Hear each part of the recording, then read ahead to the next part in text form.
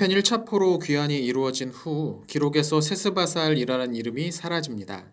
그 대신 스룹바벨이라는 인물이 갑자기 등장해서 귀환한 백성들 사이에서 지도자로 활약하죠. 이 스룹바벨은 누구였을까요? 어떤 학자들은 세스바살과 스룹바벨이 동일 인물이었을 것이라고 주장하기도 합니다. 세스바살은 페르시아 안에서 부르는 이름이었고 스룹바벨은 유대식 이름이었다는 거죠. 스룹바벨은 히브리어로 바벨론의 슬픔이라는 뜻이었습니다. 하지만 그 근거가 확정적인 것은 아닙니다. 그래서 이론의 여지도 있죠. 이 강의에서는 두 사람을 다른 인물로 상정하고 이야기를 진행해 보려고 합니다.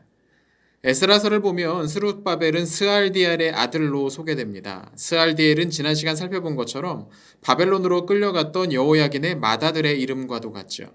만약 스룹바벨의 아버지로 나오는 이 스알디엘이 여호야긴의 아들이었다면 스룹바벨 역시 왕족 출신이라는 말이 됩니다. 돌아온 백성들 사이에서 스룹바벨이 가졌던 위치를 보면 이런 설명도 충분히 가능하다고 봅니다. 그런데 역대기 족보를 보면 다시 이 스룹바벨이 브다야의 아들 중 하나였다고 소개됩니다. 브다야 역시 여호야긴의 아들이었죠. 그러니까 이 두 스룹바벨이 동명이인이었을 가능성은 낮아 보입니다. 한 가지 추측을 해보자면 아들이 여럿 있었던 브다야가 아들 없이 일찍 죽은 맏형 스알디엘을 위해서 자신의 아들인 스룹바벨을 형의 양자로 삼아 후계를 잇도록 했던 것은 아닐까 싶기도 합니다. 물론 이건 추측의 영역이죠. 또 만약 지난 영상에서 추정했던 것처럼 세스바살이 여호야긴의 아들 세나살이었다면 스룹바벨이 스알디엘의 아들이든 브다야의 아들이든 그는 세스바살의 조카였다는 말이 됩니다. 아마도 세스바살은 나이가 적지 않았거나 건강이 좋지 못해서 귀국 후에 얼마 지나지 않아 세상을 떠났고 그런 세스바살의 뒤를 조카인 스룹바벨이 이었던 것은 아닌가. 이런 그림이 자연스러워 보이죠. 스룹바벨은 후에 예수님의 직계 조상 중 하나로 이름을 올리기도 합니다. 바벨론에서의 포로 기간 동안 유대인들은 성전 제의를 진행할 수 없었습니다. 때문에 율법과 전통에 대한 대대적인 강조를 통해 자신들의 정체성을 찾고자 했죠. 돌아온 백성들은 특히나 이런 부분에 대해 강한 열망을 품고 있었던 사람들이었을 겁니다. 이런 상황에서 마침내 예루살렘으로 돌아온 백성들이 유대 종교력으로 일곱째 달의 주요 명절인 초막절을 지키러 모인 것은 자연스러운 일이었습니다. 초막절은 과거 이스라엘 백성들이 이집트에서 나와 가나안 땅으로 들어가기 전까지 광야 시절을 기념하는 절기였습니다. 이 시기 백성들은 지속적인 이동을 해야 됐기 때문에 벽돌이나 돌을 사용한 영구적인 거처를 만들 수가 없었고 주변에서 구할 수 있는 나무를 뼈대 삼아 초막, 즉 이동식 거주 시설을 사용해야만 했습니다. 초막절은 이것을 기념하기 위한 것이었죠. 오늘날에도 이스라엘의 유대인들은 이 절기가 되면 한 주 동안 집 밖에서 초막을 짓고 생활하기도 합니다. 물론 전통을 별로 신경 쓰지 않는 사람들은 예외지만요. 그런데 이 초막절은 가을의 추수를 끝난 상태로 맞이하게 됩니다. 때문에 이 절기는 풍성한 수확과 함께 지키게 되는 매우 흥겨운 절기죠. 우리의 추석과도 그 의미가 비슷합니다. 물론 이제 막 귀환한 사람들은 시간적으로 농사를 지을 수 없었으니 자신들이 직접 수확한 농작물을 가지고 초막절 축제에 참여하지는 못했을 겁니다. 아마도 주변에 정착해 살고 있었던 사람들로부터 구입하거나 했겠죠. 그러나 그것은 중요한 문제가 아니었습니다. 돌아온 백성들은 자신들이 다시 한번 율법에 따라 대대적으로 절기를 기념할 수 있었다는 것이 감격스러웠습니다. 그들은 폐허만 남았을 게 분명한 옛 성전터에 모여서 율법에 기록된 대로 제물을 바치고 기념합니다. 이 기념식은 사람들에게 무너진 성전터를 다시 한번 확인시키는 효과도 있었을 겁니다. 사람들은 이제 성전 재건을 위해 좀 더 현실적인 계획을 세우기 시작했습니다. 부유한 후원자들이 낸 거액의 헌금 덕분에 성전 재건 사업은 순조롭게 진행되는 것처럼 보였습니다. 일단 건축에서 가장 중요한 부지를 정하는 문제는 크게 어렵지 않았을 겁니다. 앞서 솔로몬 성전이 세워져 있던 그 자리를 그대로 사용하자는 데 모두가 쉽게 동의했을 겁니다. 다음으로 필요한 것은 공사에 필요한 자재와 공사를 실제로 담당할 일꾼들이었습니다. 성전 공사에서 가장 많이 필요한 것은 목재였습니다. 외장에는 석재가 일부 사용되었지만 성전은 기본적으로 목조 건물이었죠. 바벨론식의 벽돌을 사용한 건축법을 도입하자는 제안이 있었을지도 모르지만 스룹바벨을 비롯한 귀환자들은 다시 지을 성전을 모든 면에서 앞서 존재했던 성전과 비슷하게 짓는 것을 목표로 했습니다. 때문에 이때 사용되었던 목재는 당시 최고급 건축자재였던 레바논산 백향목이었죠. 오늘날 레바논 국기를 보면 중간에 녹색의 나무 이미지가 들어있죠. 이게 바로 백향목입니다. 고대로부터 레바논 산지에서 자랐던 백향목은 품질이 좋기로 유명했습니다.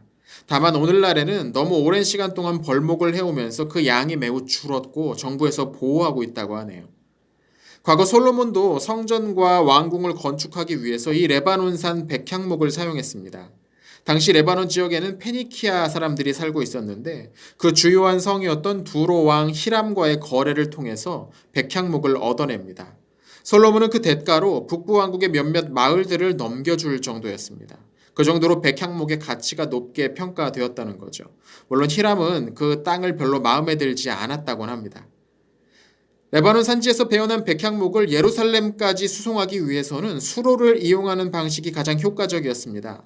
벌찬 목재들을 항구인 시돈이나 두로로 옮겨서 뗏목으로 엮어 해안을 따라서 남쪽인 요빠 부근까지 내려보낸 다음 다시 건져 올린 목재를 육로로 예루살렘까지 옮기는 복잡한 작업이 진행되었습니다. 사실 이건 과거 히람이 솔로몬에게 목재를 판매할 때 사용되었던 바로 그 루트였죠. 목재를 수송하는 데만도 적지 않은 시간이 필요했을 겁니다. 일단 목재를 예루살렘까지 옮겼다고 하더라도 그것이 틀어지지 않게 말리는 데 좋기 몇 달은 필요했을 겁니다. 때문에 본격적인 공사가 시작된 것은 이듬해인 BC 536년이었습니다. 물론 그동안 그저 놀고만 있었던 것은 아니었습니다. 목재가 준비되는 동안 제사장들을 중심으로 기초 공사가 진행됩니다. 공사 부지의 잔해를 치우고 땅을 다지고 경계를 세우고 하는 작업들은 순조롭게 진행되었습니다. 그렇게 이제 본격적인 공사를 앞두고 기초 공사를 마친 귀환자들은 오래전 다윗이 법궤를 예루살렘으로 옮길 때 만들었던 노래를 부르며 기뻐했습니다.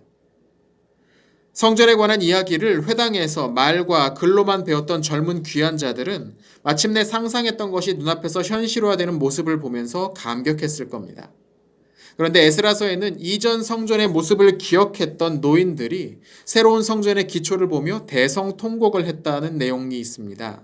앞서 솔로몬 성전의 모습을 기억하는 사람들이라면 3차 포로 때 끌려갔다고 하더라도 최소한 60세가 넘었을 겁니다. 이들의 울음에는 복잡한 감정이 섞여 있었을 겁니다. 많은 사람들이 생각하는 것처럼 새로운 성전의 규모가 작았기 때문에 그 초라해 보이는 모습에 눈물을 흘렸을 수도 있죠. 하지만 과거 성전의 파괴를 직접 목격하며 하늘이 무너져 내린 듯한 충격을 받았던 사람들이라면 그 성전이 다시 건축되어가는 모습에 감격의 눈물을 흘렸을 수도 있습니다. 한편 포로에서 돌아온 유대인들이 성전 재건 공사를 시작했다는 소식이 주변으로 퍼져가면서 사마리아 지역에 살던 사람들이 그 공사에 함께 참여하기를 원한다는 의사를 표해왔습니다. 에스라서에서는 이들이 과거 북부왕국을 멸망시킨 아시리아의 강제 이주 정책으로 사마리아 지역으로 옮겨왔던 사람들이라고 설명합니다. 여기서 기억해야 될 점은 사마리아라는 명칭이 과거에는 하나의 성의 이름이었지만 북부왕국이 멸망한 후에는 그 북부왕국이 있었던 지역을 가리키는 이름이 되었다는 점입니다. 팔레스타인 중북부 지역을 사마리아 속주라는 이름으로 지배했기 때문이죠. 아시리아는 정복한 지역의 반란을 막기 위해 많은 민족들을 조상의 땅에서 떠나게 만들었습니다. 그리고 이 과정에서 인종적 혼합이 자주 일어났죠.